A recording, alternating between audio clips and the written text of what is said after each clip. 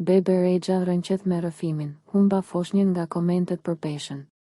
Këngëtarja shqiptare me famë botërore, Bebe Rexha së fundmi në rrjet ka ndarë një nga momentet më të vështira të jetës. Bëhet fjalë për dështimin e një shtatzënie. E gjitha mësohet të ketë ndodhur pas reagimeve të shumta negative nga ndjekësat e saj në lidhje me peshën trupore. Nëpërmjet një postimi të bërë në rrjet i cili brenda pak minutash është fshirë, Rexha shkroi se së fundmi po përjeton sindromën e vezores policistike, një gjendje shëndetësore kjo që vështirësoi procesin e shtatzënisë.